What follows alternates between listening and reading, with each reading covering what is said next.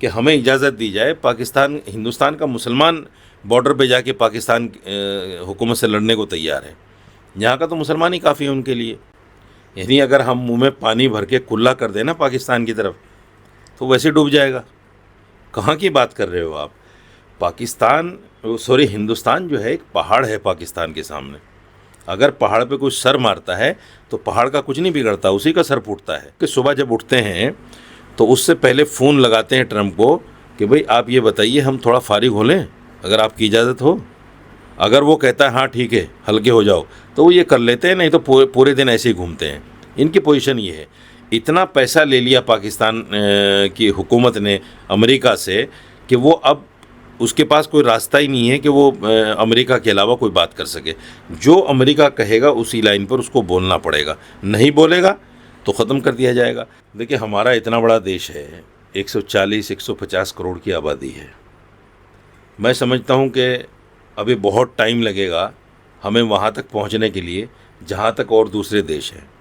वजह क्या है कि उनके यहाँ पॉपुलेशन बहुत कम है, इसलिए उनको अगर 2 पैसे का मुनाफा होता है तो वो नज़र आता है। पॉपुलेशन कम है। हमारे यहाँ हज़ारों करोड़ का फ़ायदा भी अगर हो तो वो हमें नज़र नहीं आता, क्योंकि पॉपुलेशन बहुत ज़्यादा है।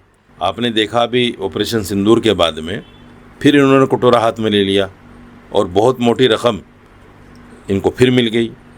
इनका काम ही यही है, जब भी इन पर कोई अटैक करता है, कोई हमला करता है, तो फिर ये रोने लग जाते हैं, चिल्लाने लग जाते हैं, और उस रोने चिल्लाने को लेकर कुछ इनको थोड़ा बहुत मिल जाता है। उसी से ये देश चल रहा है।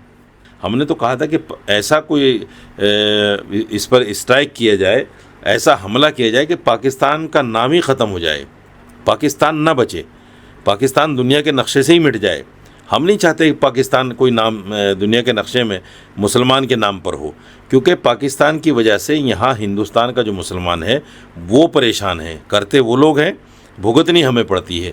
इसलिए हम चाहते हैं पाकिस्तान न हो, पाकिस्तान ख़त्म हो जाए। नमस्कार, मैं हूँ आपके साथ जया सिंह और आप देख रहे हैं यूथ मीडिया टीवी। पाकिस्तान के कई नेताओं ने कुछ ऐसे बयान दिए हैं जो भारत को काफ़ी आपत्तिजनक है भारत के लिए। पहलगाम आतंकी हमले के बाद से जो भारत ने ऑपरेशन सिंदूर के द्वारा पाकिस्तान को करारा जवाब दिया, इम्प्लीमेंट किया, जिसके बाद पाकिस्तान काफ़ी बौखलाया हुआ है। इन सभी मुद्दों पे हम बात करना चाहेंगे मौलाना साजिद रशीदी जी से। सर, जो हाल ही में पाकिस्तान के कई नेताओं ने जो हिंदुस्तान के लिए कई तरीके के अलग तरीके के आपत्तिजनक बयान दिए हैं, इस पे आप क्या कहना चाहेंगे? देखिए, पाकिस्तान और पाकिस्तान के जो नेता हैं उनकी अपनी कोई स्थिरता, उनकी कोई मान्यता नहीं है पूरे वर्ल्ड के अंदर। पाकिस्तान तो छोड़ दीजिए, पूरे वर्ल्ड में, क्योंकि वो लोग जो है ना अपने आप से कुछ नहीं कहते, उनसे ये बातें कहलवाई जाती हैं। सवाल वही है सबसे बड़ा कि उनकी अपनी हैसियत क्या है जो इस बयान को देने वाले हैं।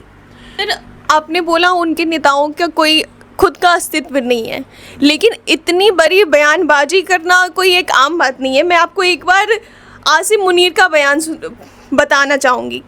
अगर उन्होंने ये कहा, अगर भारत सिंधु नदी के पानी पर कोई बांध बनाता है तो पाकिस्तान उसे 10 मिसाइलों से उड़ा देगा।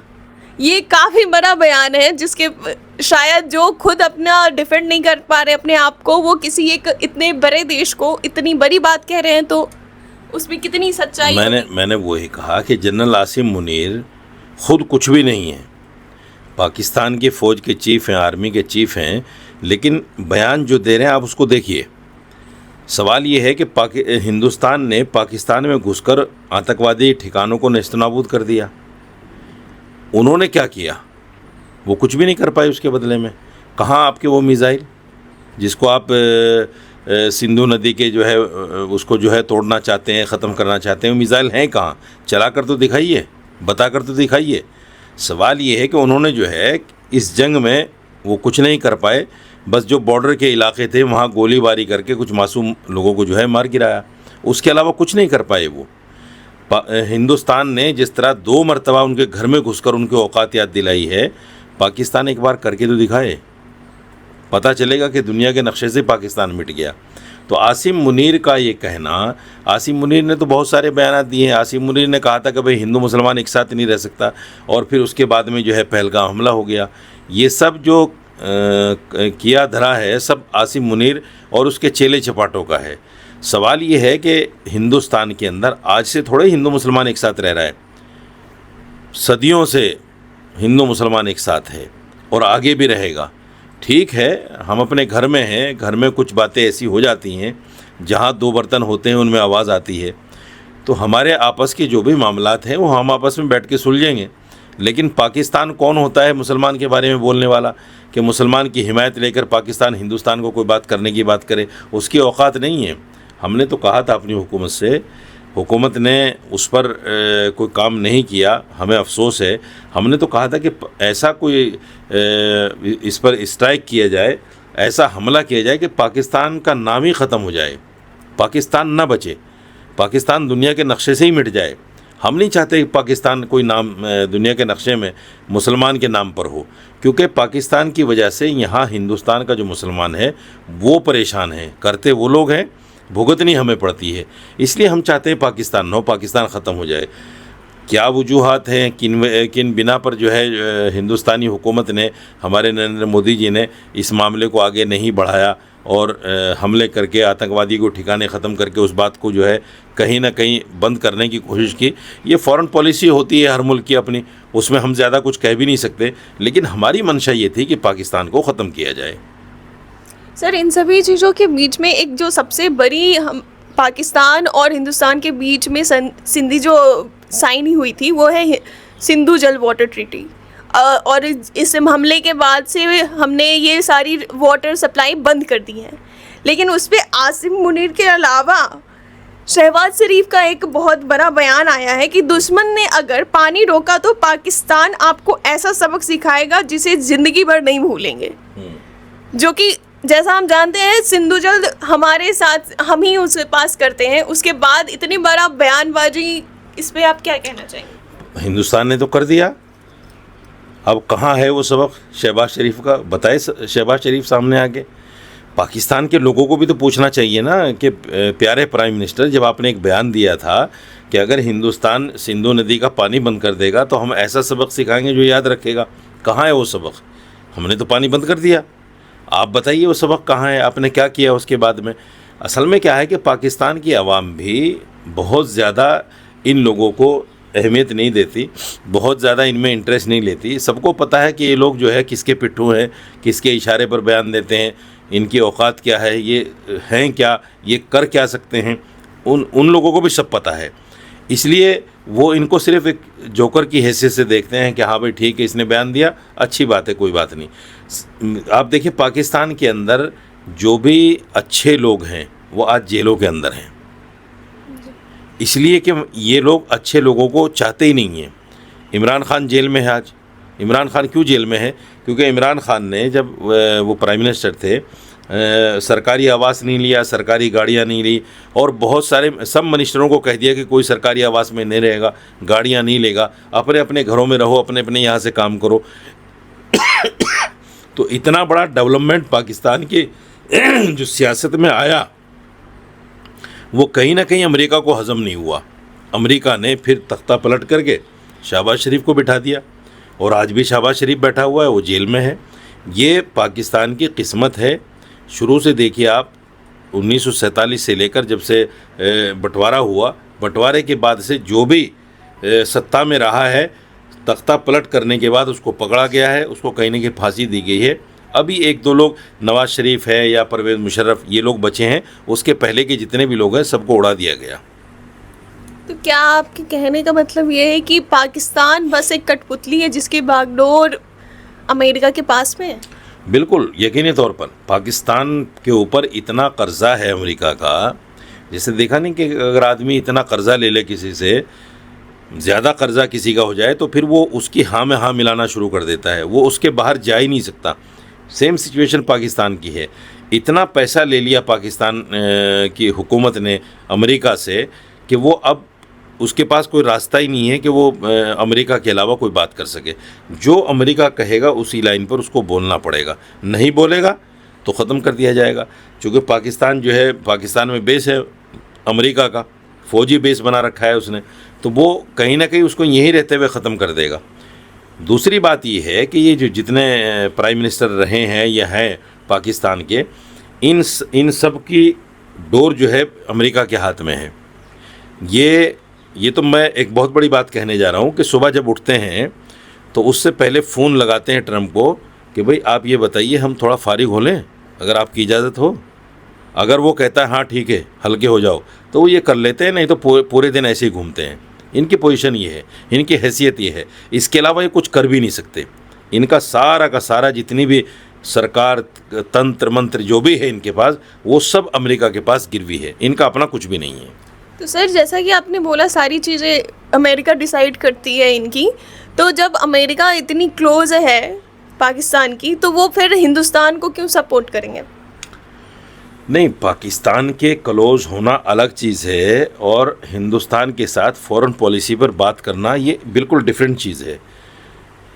अमेरिका बहुत सारी जगह ऐसा है कि वहाँ उसके दुश्मन से हाथ मिला के रखता है और जो उसका दुश्मन है उससे भी हाथ मिला के रखता है। पहले क्या था, हिंदुस्तान से भी ताल्लुकात अच्छे थे अमेरिका के और पाकिस्तान से भी अच्छे थे। ये तो अभी आके हुए ना, ट्रंप के दूसरे दौर में जब ट्रंप आया है तो उस वक्त थोड़े से हिंदुस्तान से ताल्लुकात जो है गड़बड़ हुए हैं।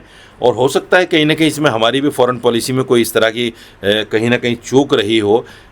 जिस तरह से जो फॉरेन पॉलिसी के जानकार लोग हैं वो कई बार बताते भी हैं, तो हो सकता है कुछ ना कुछ हमारी चूक हो। लेकिन जिस तरह से टैरिफ वगैरह का मामला अमेरिका ने हमारे साथ लगाना शुरू किया है, अब उसकी क्या वजूहात हैं, क्यों है, ये सारी चीज़ें तो फॉरेन मिनिस्टर ही समझेंगे, प्राइम मिनिस्टर समझेंगे। हम तो सिर्फ ये कह सकते हैं कि अमेरिका जहाँ अपना फ़ायदा देखता है वहाँ रहता है, उनसे बात करता है, और जहाँ अपना फ़ायदा उसको नज़र नहीं आता उससे ताल्लुकात ख़त्म कर लेता है, उस पर 10 तरह की पाबंदियाँ लगा देता है, 10 तरह के उसके साथ मामलात कर लेता है। अमेरिका जो है दुनिया का सबसे बड़ा करप्ट और सबसे बड़ा जालिम, सबसे बड़ा भ्रष्ट मुल्क है। आप देखिए सारी दुनिया में जहाँ भी फसाद है वो अमेरिका की वजह से है, जहाँ भी झगड़े हैं वो अमेरिका की वजह से हैं। इसकी दोहरी पॉलिसी का मैं आपको बता देता हूँ। यूक्रेन पर अगर रशिया हमला कर रहा है तो उसको दहशतगर्दाना हमला कह रहा है। अगर इजराइल फ़लस्तीन पर हमला करता है तो कहता है वो तो अपनी आज़ादी की लड़ाई लड़ रहा है, वो तो मतलब अपने आप को जो भी हमास ने किया है उनके ऊपर हमला करके जो नुकसान पहुंचाया है उसका बदला ले रहा है। तो कहीं ना कहीं ये दोहरी मानसिकता, दोहरा चरित्र उसका है, सारी दुनिया देख रही है। और जिस तरीके से नरेंद्र मोदी ने अभी ट्रंप को जवाब दिया है वो बहुत बड़ा करारा झटका है उसके लिए। और मैं समझता हूँ कि आने वाले वक्त में एक वक्त आने वाला है बहुत जल्द, अमेरिका और इजराइल जो अपने आप को सुपर पावर समझ रहे हैं, ये कहीं ना कहीं आप देखिएगा घुटने टेके हुए सब जगह मिलेंगे आपको। और ये शायद हो सकता है कि दुनिया के तख्ते से ये नाम भी ख़त्म हो जाए कि भाई अमेरिका भी कोई था। अभी देखिए फ़लस्तीन के मसले को लेकर, इजराइल के मसले को लेकर नेटो के 4-5 मुल्क जो हैं बिल्कुल आमने सामने आ गए। उन्होंने कहा जी हम तो फ़लस्तीन को तस्लीम करते हैं, और उन्होंने बाकायदा अपने यहाँ एम्बेसी खोलने तक की इजाज़त दे दी फ़लस्तीन को, हमास को। तो ये जो सारी चीज़ें हैं कहीं ना कहीं अमेरिका जो चाहता है पूरी दुनिया में वो हो, ऐसा अब नहीं होगा। होता था पहले लेकिन अब नहीं होगा, क्योंकि हर देश अपनी आज़ादी चाहता है, हर देश अपने आप में अपने आप को मजबूत करना चाहता है। किसी के मातहत रह के, किसी के ग़ुलाम बन के कोई देश नहीं जीना चाहता। सर इन सभी चीज़ों पे मैं एक और चीज़ आपसे पूछना चाहूँगी कि ये अभी भारत तीसरी अर्थव्यवस्था पे आ गया है, तो इस पे आपका क्या कहना है? देखिए हमारा इतना बड़ा देश है, 140-150 करोड़ की आबादी है। मैं समझता हूँ कि अभी बहुत टाइम लगेगा हमें वहाँ तक पहुँचने के लिए जहाँ तक और दूसरे देश हैं। वजह क्या है कि उनके यहाँ पॉपुलेशन बहुत कम है, इसलिए उनको अगर 2 पैसे का मुनाफा होता है तो वो नज़र आता है, पॉपुलेशन कम है। हमारे यहाँ हज़ारों करोड़ का फ़ायदा भी अगर हो तो वो हमें नज़र नहीं आता, क्योंकि पॉपुलेशन बहुत ज़्यादा है, हमारी जो आबादी है वो बहुत ज़्यादा है। तो अभी बहुत सारी चीज़ें हैं जिन पर हमें काम करना है। एजुकेशन है, इंफ्रास्ट्रक्चर है और स्वास्थ्य है, ये बड़े मुद्दे हैं। हमारा जुडिशरी सिस्टम भी है। देखिए आजकल जुडिशरी को लोगों ने दूसरी जगह उलझा दिया है। जो असल मसले हैं वो सारे के सारे पेंडिंग पड़े हुए हैं। 2.5-3 करोड़ मामले पेंडिंग हैं। बहुत सारे लोग जेलों में हैं जिनको कोई पूछने वाला नहीं है, उनकी सुनवाई नहीं होती, 6-6 महीने के बाद की डेट मिलती है। दुनिया भर के मामलात जो है उन आजकल कोर्टों में लोग लगा रहे हैं, उनको सुने या जो असल मामले हैं उनको सुने। तो कोर्ट के पास ना तो इतने जजेस हैं, ना इतने उनके पास वसाइल हैं, इसलिए वो बार बार कहते भी हैं हुकूमत से कि भाई जजों की जो है तादाद बढ़ाई जाए, लेकिन हालात अभी ऐसे नहीं है, फाइलें बहुत सारी पेंडिंग पड़ी हैं। तो मेरा मानना ये है कि अभी टाइम लगेगा बहुत हिंदुस्तान को विकसित होने में, हिंदुस्तान को वहाँ तक पहुँचने में जहाँ तक हमारी मंशा है। सर इन सभी चीज़ों पे एक और बिलावल भुट्टो का एक बहुत बड़ा बयान था जो कि काफ़ी सबसे ज़्यादा भड़काऊ किस्म का लगा, कि जैसे वो एकदम से तैयार हों जंग के लिए। मैं आपको एक बार बयान सुनाना चाहूँगी उनका। पाकिस्तान की जनता ताकतवर है, वह भारत से जंग भी लड़ सकती है और सभी 6 नदियाँ वापस भी ले सकती है। जैसा कि सिंधु जल में वाटर ट्रीटी में 6 नदियाँ पाकिस्तान साइड की भी हैं, वो उन्होंने ये दावा कर दिया कि हम इसे लड़ के वापस ले सकते हैं। 140 करोड़ 150 करोड़ और सिर्फ 23 करोड़, यानी अगर हम मुंह में पानी भर के कुल्ला कर देना पाकिस्तान की तरफ तो वैसे डूब जाएगा। कहाँ की बात कर रहे हो आप? हिंदुस्तान जो है एक पहाड़ है पाकिस्तान के सामने। अगर पहाड़ पे कोई सर मारता है तो पहाड़ का कुछ नहीं बिगड़ता, उसी का सर फूटता है। ये तो बेवकूफ़ी और जाहिल पने की बातें हैं, इस तरह की बातें जो वो कर रहे हैं। हिंदुस्तान से टकराने की कोशिश भी मत करना, सोचना भी नहीं। यहाँ तो हमने इस वक्त भी कहा था जब ये जंग हुई, और कारगिल जंग में भी हमने कहा था जिस वक्त अटल जी की हुकूमत थी, कि हमें इजाज़त दी जाए, हिंदुस्तान का मुसलमान बॉर्डर पे जाके पाकिस्तान हुकूमत से लड़ने को तैयार है। यहाँ का तो मुसलमान ही काफ़ी है उनके लिए, 80% हिंदू तो एक तरफ रह जाएंगे।